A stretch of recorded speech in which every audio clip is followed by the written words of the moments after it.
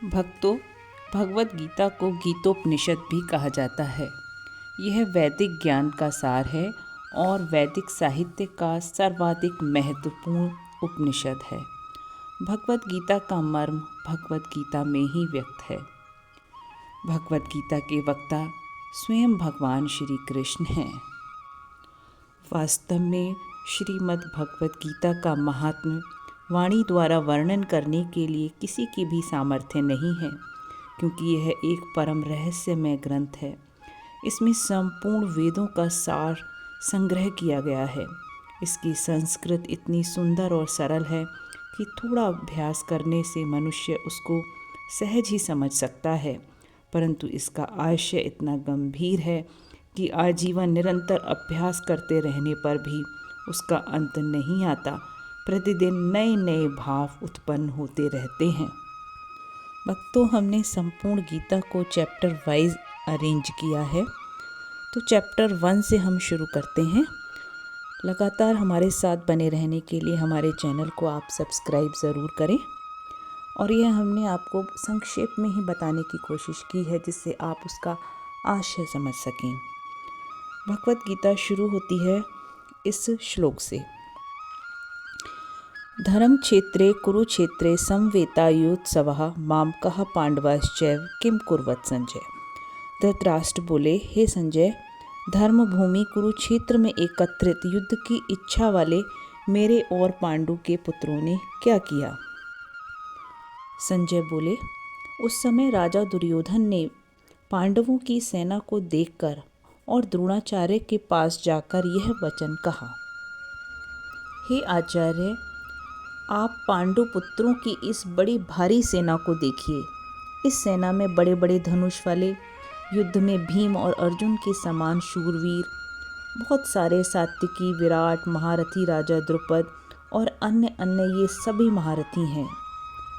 लेकिन आपकी जानकारी के लिए मेरी सेना के जो सेनापति हैं उनको भी मैं बतलाता हूँ।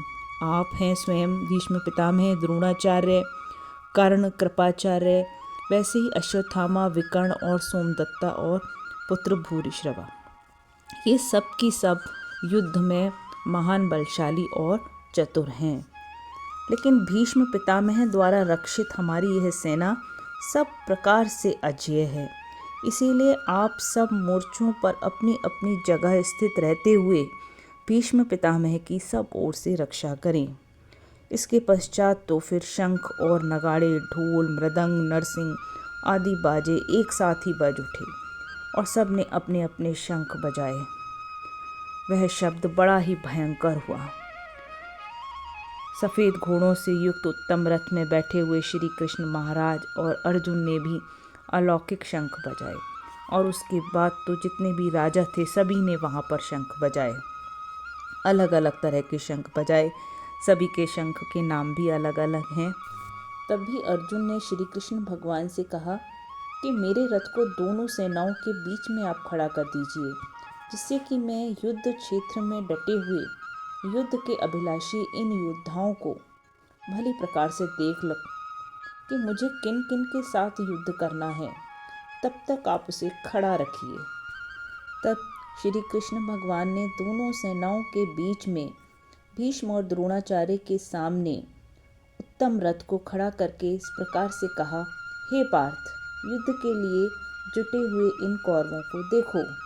इसके बाद अर्जुन ने उन दोनों की सेनाओं में स्थित ताऊ, चाचाओं, दादाओं, परदादाओं, गुरुओं, मामाओं, भाइयों, पुत्रों, पौत्रों, मित्रों, ससुरों की, सुहृदों की, सबको देखा। तब युद्ध में उपस्थित अपने संपूर्ण बंधुओं को देखकर अर्जुन अत्यंत करुणा से युक्त होकर शोक करते हुए वचन बोले, हे कृष्ण, युद्ध के अभिलाषी इन अपने बंधु बांधवों को देखकर मेरे तो अंग शिथिल हुए जा रहे हैं और मेरा मुख सूखा जा रहा है और मेरे शरीर में कंपन एवं रोमांच हो रहा है। मेरा गांडीव धनुष गिर रहा है, त्वचा जल रही है, मन भ्रमित सा हो रहा है। मैं यहाँ खड़ा रहने में भी समर्थ नहीं हूँ। हे कृष्ण, ना तो मैं विजय चाहता हूँ, ना राज्य को ही चाहता हूँ और ना सुखों को ही चाहता हूँ।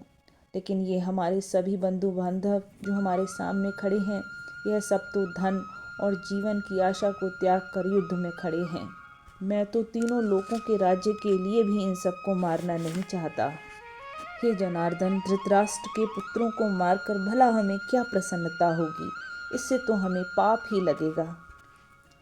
यदि मुझ शस्त्र रहित एवं सामना न करने वाले कोई धृतराष्ट्र के पुत्र युद्ध में मुझे मार भी डालें तो मरना मेरे लिए अधिक कल्याणकारी होगा।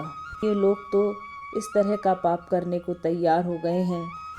इस तरीके से रणभूमि में शोक से उद्विग्न मन वाले अर्जुन इस प्रकार कहकर वाण सहित धनुष को त्याग कर रथ के पिछले भाग में बैठ गए।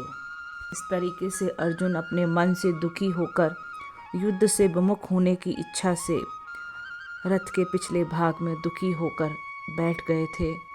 लेकिन किस तरीके से फिर आगे श्री कृष्ण भगवान उनको ज्ञान देते हैं और वह आगे युद्ध के लिए तैयार होते हैं, इसके लिए अब हम अगला ज्ञान चैप्टर 2 में बताएंगे। भक्तों, हमारा चैनल सब्सक्राइब कर भक्तों हमारे चैनल को आप सब्सक्राइब ज़रूर करें, आगे हमारे साथ बने रहें। राधे राधे। जय श्री राधे।